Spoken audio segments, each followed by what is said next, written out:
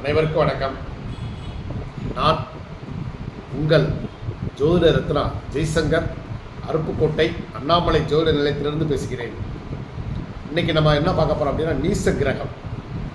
இப்போ ஒரு ஜாதகத்தை பார்க்குறோம், அதில் ஒரு கிரகம், உதாரணமாக ஒரு குருன்னு வச்சுக்கோங்க. அந்த கிரகம் வந்து நீசத்தில் இருக்குது. ஒரு நீசமடைந்த கிரகம் தான் நல்ல நிலைமையில் இருக்கும்போது வழங்கக்கூடிய நல்ல பலன்களை விட்டுவிட்டு அப்படியே ரிவர்ஸில் போய் அப்படியே நெகட்டிவ் பலன்களை தான் கொடுக்கும் இல்லையா? இதுதான் வந்து பொதுவான விதி. உடனே நம்ம பயந்துடக்கூடாது. ஐயோ போச்சு, நமக்கு வந்து நம்ம ஜாதகத்தில் குரு வந்து நீசமாகிட்டாரு, அவ்வளோதான், நமக்கு வந்து லைஃப் லாங்காக வந்து நம்ம சிரமப்பட வேண்டியதுன்ற ஒரு பயம் இல்லாமல், பயம் தேவையில்லை. அதுக்கு நிறைய விதிகள் இருக்குது. அந்த நீசம் பங்கம் ஆகிறதுக்கு அது எப்படி நீச பங்கம் ஆகிறதுங்கிறத நம்ம பார்த்துருவோம். இப்போ அந்த நீசமடைந்த கிரகத்திற்கு வீடு கொடுத்த கிரகம் ஆட்சியாகவோ உச்சமாகவோ இருந்தால் அந்த நீசம் பங்கமாகிறது.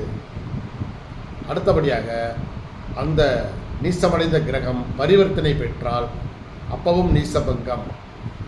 அந்த நீசமடைந்த கிரகம் எதுவாக இருந்தாலும் அது வர்க்கோத்தமம் அடைந்து விட்டால் அது நீசபங்கம். சரிங்களா?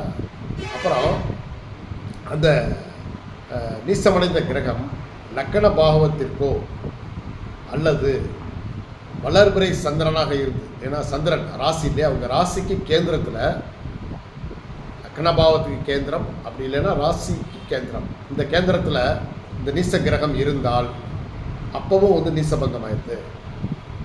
அடுத்தபடியாக இந்த நீச கிரகம் இருக்கிற ராசியில் வேற ஒரு கிரகம் ஆட்சியாகவோ உச்சமாகவோ இருந்தால் அப்பவும் நீசபங்கம்.